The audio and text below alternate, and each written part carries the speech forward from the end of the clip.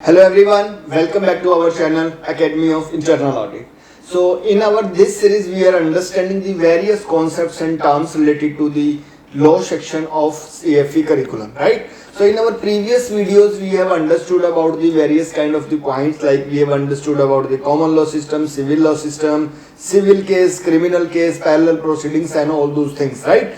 If you have not gone through those videos, you can refer those videos for the better understanding about any of these points, right? So as in the previous videos, we were normally talking about the common law jurisdictions and the civil law jurisdictions. So we have completely understood that what is the common law jurisdiction and what is the civil law jurisdiction. But the point here is what is jurisdiction. So in this video, we are going to discuss about what is this term called jurisdiction.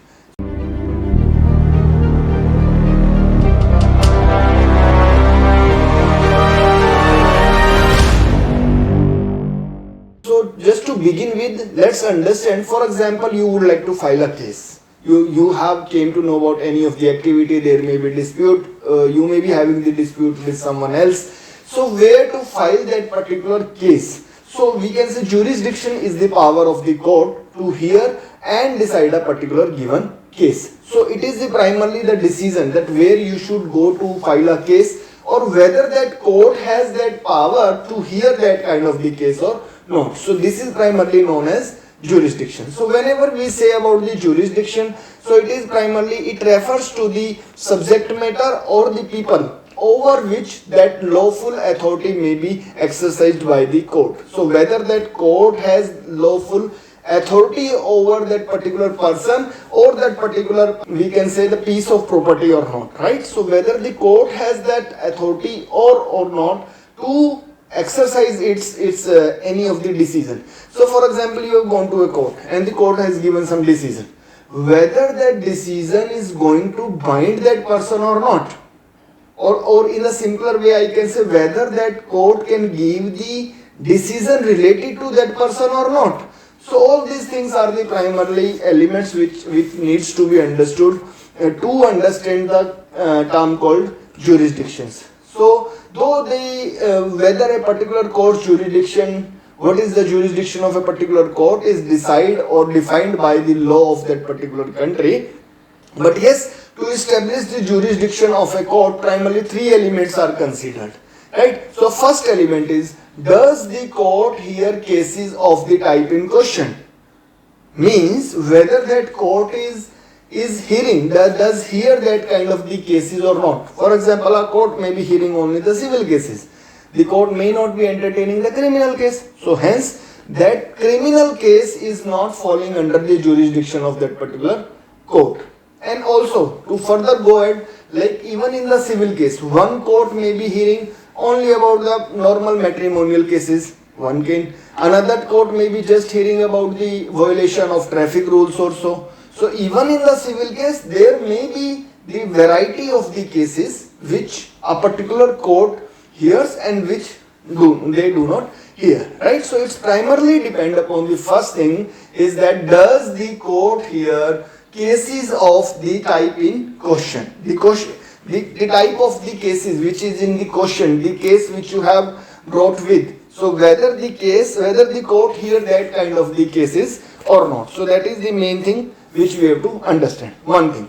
Second thing is, does the court have the authority to exercise its power over a particular defendant or piece of property or not? Means, does the court has? So if the case is closed or a decision is given, whether that decision is going to bound that person, right? So or we can say whether the decision given by a court is going to be applicable on that person or not.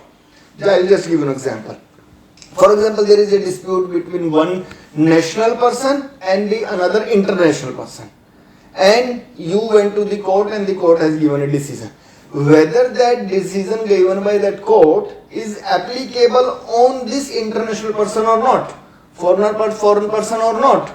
This is the point, right? So that also needs to be understood apart from the type of cases. Though this court hear this kind of cases, but if the result is declared, that result is going to be applicable on this person or no. So this is the second thing which we have to understand. So second point is, does the court have the authority to exercise its power over a particular defendant or a particular piece of property? Third important point here is to decide the jurisdiction is called venue. Venue means it is primarily a location. It's primarily a geographical area actually, right? So it is primarily a geographical area covered by the court. That court, here that particular kind of the case, first condition is met. Number two, if the court give this kind of result, this result is applicable on the Indian national, for example, so that condition is also met. But whether that court hear whether the court hear the cases pertaining to that particular location or not, that is the venue, right? For example, a case has happened in one of the state called A, right?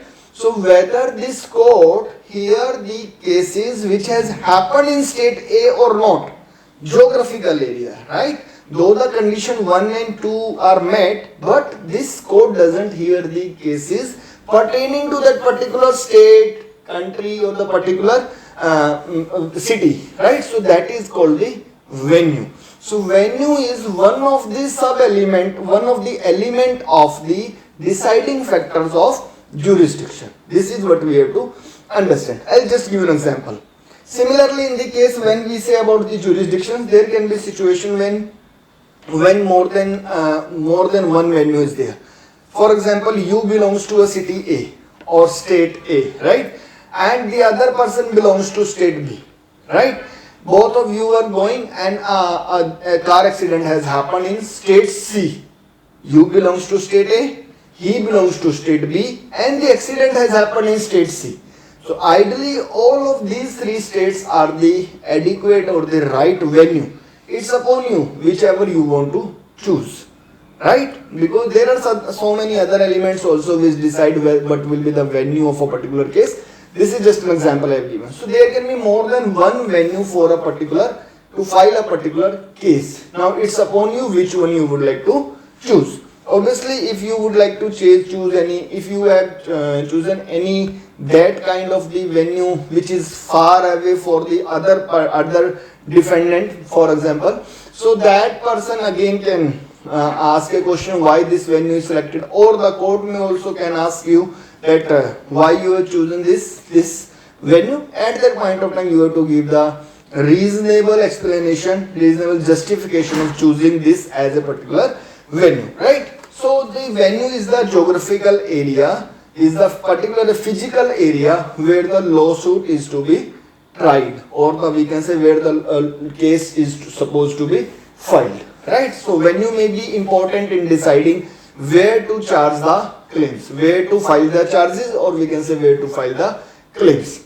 So one element is venue, which is primarily talking about the geographical coverage only, right? While the jurisdiction covers three elements. Number one, whether that kind of case are considered in that court, one thing. Whether the decision given by this court are applicable on that person or not, or that piece of property or not, and or the number three, whether the court has the proper venue or not, right? So this case, the court may be meeting with condition A or B, but not with C. Similarly, maybe meeting with the condition B and C, but not A. So to decide the jurisdiction of a particular court, all of these three elements needs to be satisfied, right? So this is about the jurisdiction. We have to understand about this point. So jurisdiction and venue is the one of the topic which normally used to be asked in the CFE examination, right? So to have the better understanding, you should be clear about all of these 3 points pertaining to the jurisdiction, and venue is one of the element of these 3 elements, right? And the second point which you have to keep in your mind is that whenever we say about the geographical coverage, it is the venue only, right? So I hope you have understood the term called jurisdiction and how it is different than the venue, right? So if you like this video, I request you to like and subscribe to our channel and click on the bell button for the upcoming videos, right? And in the next videos, we will be talking about certain more important terms which are normally being used in the CFE law curriculum, right? So please be connected, and we'll be coming up with a new video with the new concept. Thank you so much for watching.